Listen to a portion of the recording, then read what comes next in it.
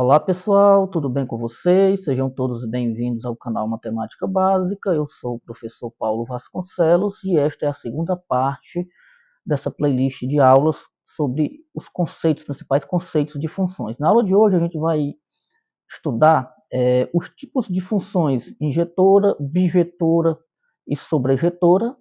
Também a gente vai aprender a representação gráfica de uma função e também a gente vai aprender a classificar uma função como crescente, decrescente ou constante. Bom, os principais tipos de funções, né, que a gente vai estudar aqui são esses aqui, que é a função injetora. O que é uma função injetora? Quando todos os elementos de A possuem correspondentes distintos em B. Ou seja, não existe um elemento de B que seja a imagem de mais de um elemento de A ao mesmo tempo, ou seja, domínio. Vamos ver aqui um exemplo para ficar bem fácil. Olha só. Eu tenho aqui o conjunto A, que representa o conjunto dos domínios, né? São os valores de x. Eu tenho aqui a função, que vai ligar ao conjunto B, que é o contradomínio, certo? E eu vou ter dentro desse contradomínio o conjunto imagem, que são os valores de y com correspondência em x, tá certo? Então, para a função ser injetora, cada uma dessas imagens aqui, certo? Não pode ter correspondente em mais de um domínio. Por exemplo, olha só, esse 2, o único domínio correspondente a ele é o 3. Se por acaso esse 4 também tivesse como correspondência aqui o 2, então essa função ela já não era injetora, certo? O 2 só tem um correspondente que é o 3, o 5 só tem uma correspondente que é o 4, o 8 só tem uma correspondência que é o 6. Então essa é a característica da função injetora, tá certo? Não tem, o único domínio não pode ter mais do que duas, uma única imagem ela não pode ter mais de um domínio correspondente, certo? A função ela também pode ser sobrejetora, certo? Quando o conjunto imagem coincidir com o contradomínio, ou seja, quando não houver sobra de elementos do contradomínio. Para facilitar você memorizar a função sobrejetora, lembra de sobra. Sobra lembra sobrejetora, ou seja, não tem sobra, né? Aqui, por exemplo, não é sobrejetora porque esse 7 aqui sobrou. Ele não faz parte do conjunto imagem, então não é sobrejetora. Vamos ver um exemplo aqui de sobrejetora. Olha só, aqui eu tenho uma função que ela não é injetora, porque esta imagem 5 está associada a dois domínios, né? Então ela já não é injetora. Mas ela é sobrejetora, porque todos os elementos de B, do contradomínio B, né, estão associados ao domínio A. Então não tem nenhuma sobra aqui. Então ela é sobrejetora. Temos também a função bijetora, certo, pessoal? A função bijetora é aquela função que tem a união entre injetora e sobrejetora, ou seja, ela é função injetora e sobrejetora ao mesmo tempo. Olha só, este exemplo. Eu tenho aqui, né, o conjunto A, o conjunto dos domínios. Né? Observe que ela é injetora porque aqui no conjunto B das imagens, olha só, esse 2 só está correspondente somente a 1, esse 5 só tem uma correspondência que é os 4 e esse 9 só tem uma correspondente que é o 6. Certo? Então, essa característica é a característica que ela é injetora. E ela também é sobrejetora porque não tem sobra. Olha só, aqui no conjunto B não tem nenhum elemento que não receba flecha.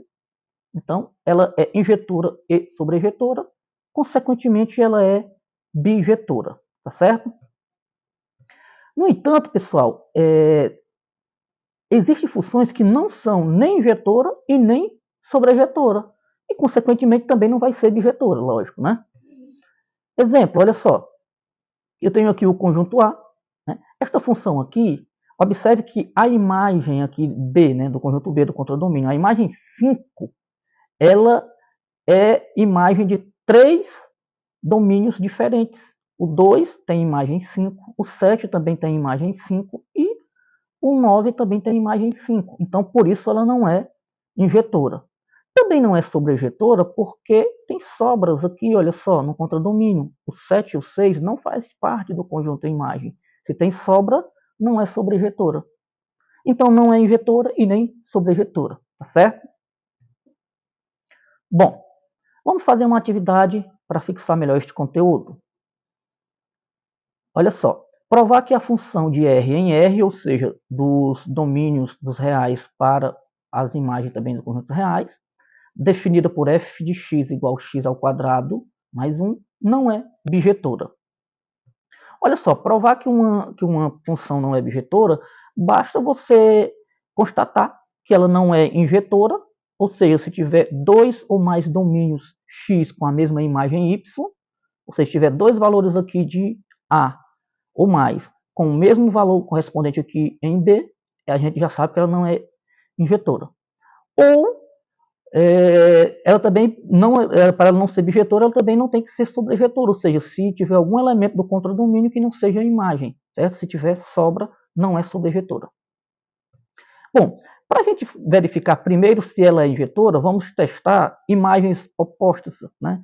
Essas imagens aqui, vamos fazer f de 2, esses domínios opostos, perdão, esse f de 2 e o f de menos 2. Olha só, eu vou calcular o domínio da função 2 e o domínio da função sendo menos 2.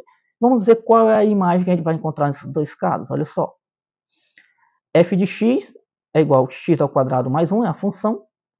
Eu vou calcular o f de 2. Então, o x aqui eu vou substituir por 2. Vai ficar 2 ao quadrado, que é 4 com mais 1 igual a 5. Então, quando o domínio é 2, a imagem é 5.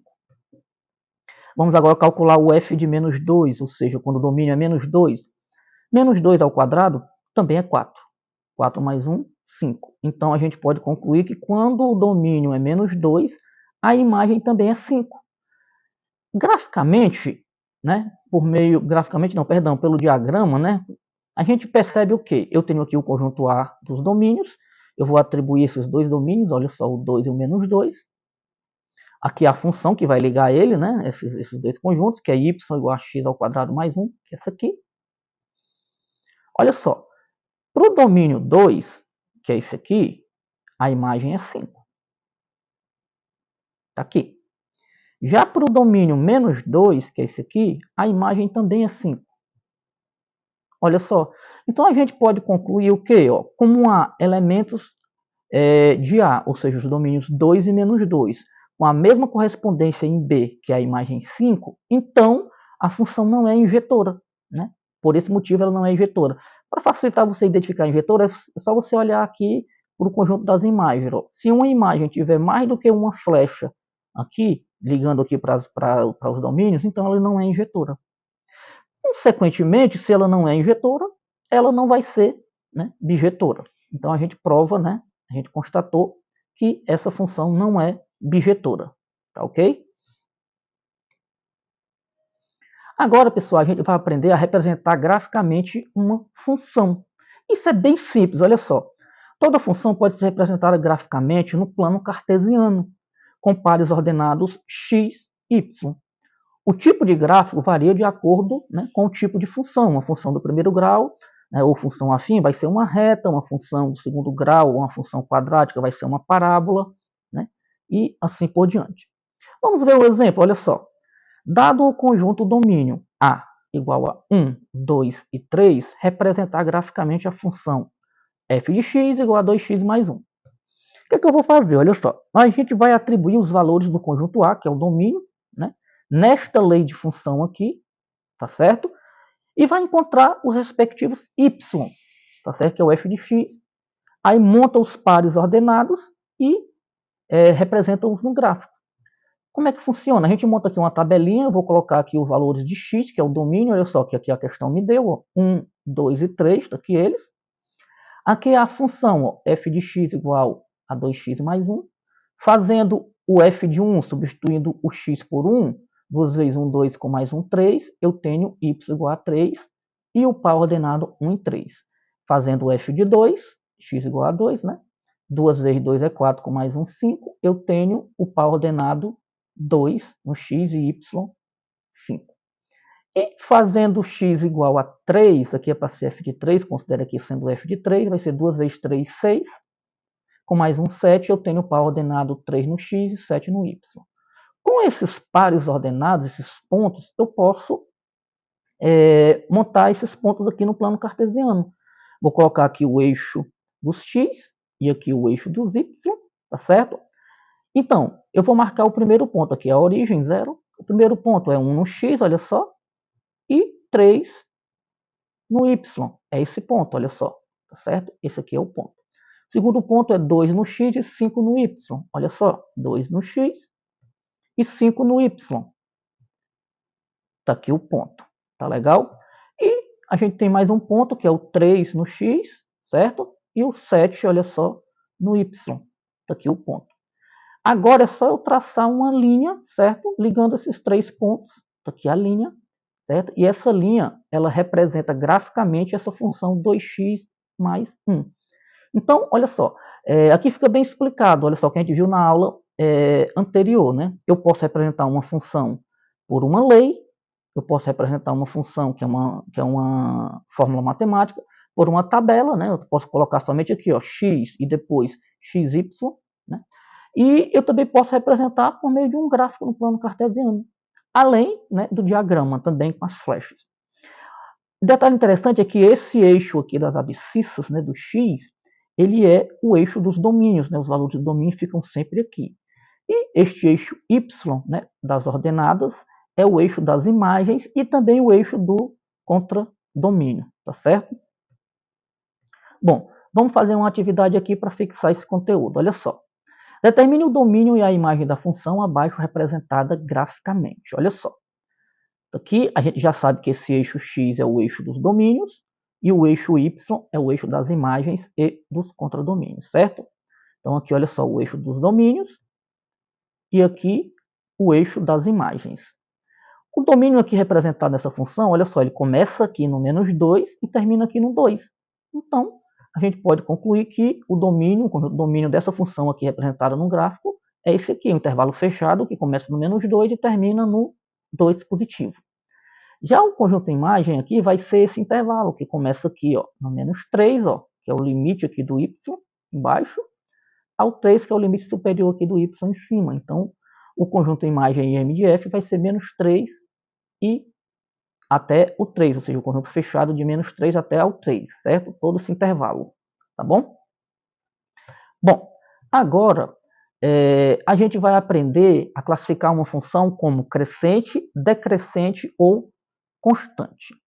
Então, como é que a gente faz isso? A gente vai classificar essa função sempre analisando o que acontece no eixo y, ou seja, com os valores de y das imagens, à medida que a gente vai aumentando os valores de x, do eixo x do domínio x. Então, assim, à medida que aumentam-se os valores do domínio x de uma função, ela será, olha só, crescente se aumentar o x e os valores de y também aumentarem.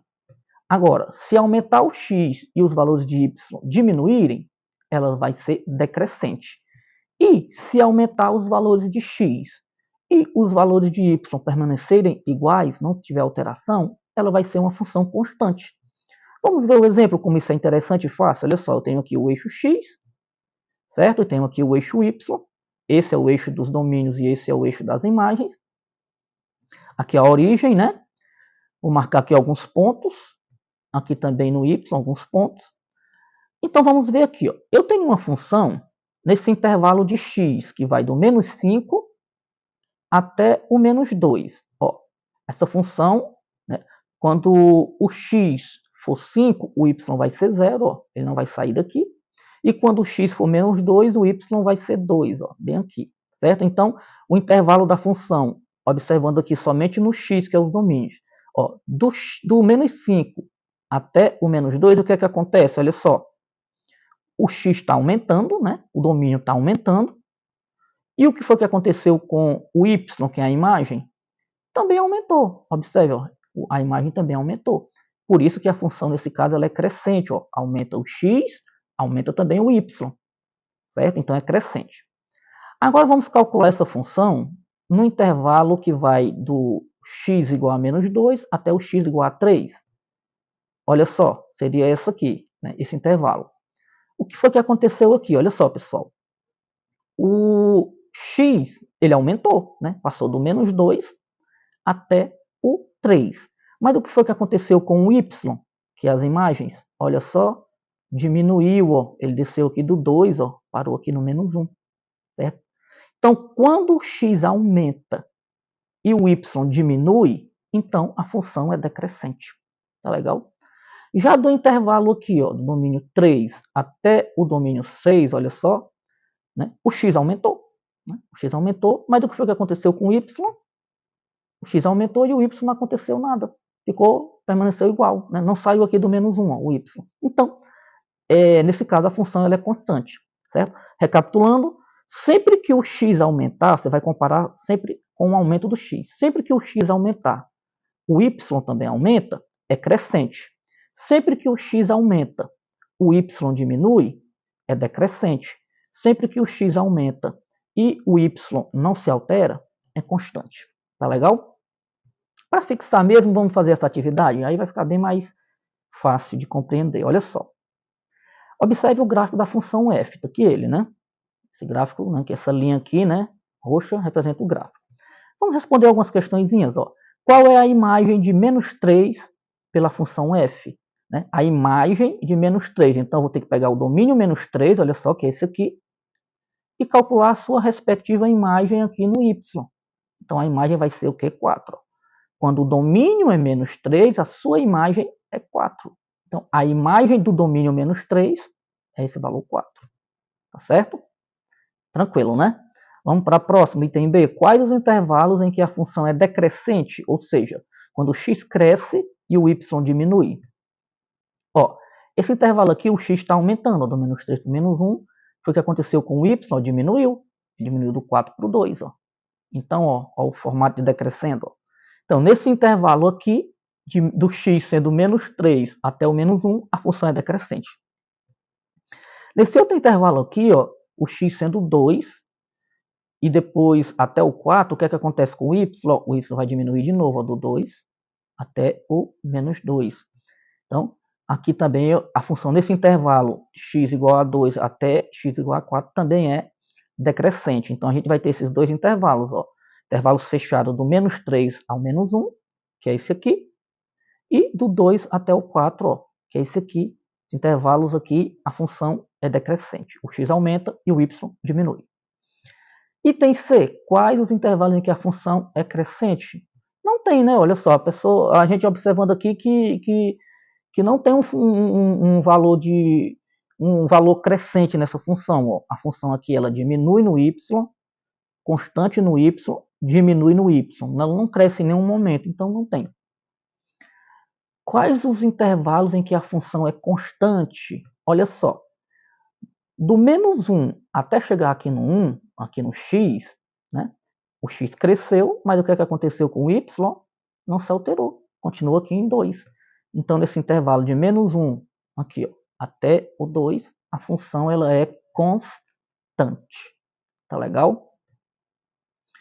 Por fim, o que representa o domínio 3 dessa função? Ó, o domínio 3 é esse aqui, ó. Tá vendo? O eixo dos domínios é o x, eu vou olhar aqui o 3. O que é que ele representa? Ele representa, pessoal, o zero da função, ou seja, onde a imagem y é igual a zero. Pode olhar. Quando o x é 3, a imagem nem sobe e nem desce, ela fica aqui ó, no zero, certo? Então representa o zero da função. Bom, pessoal, aqui a gente chegou à segunda parte das aulas sobre os principais conceitos de funções. Espero que vocês tenham gostado. Se gostaram, curte, comenta, compartilhe com os amigos. É muito importante esse pedido que eu faço, né? Vocês se inscrever no canal, ativar o sininho. Isso nos motiva a continuar fazendo esse trabalho, tá bom? Forte abraço a todos e que Deus abençoe sempre.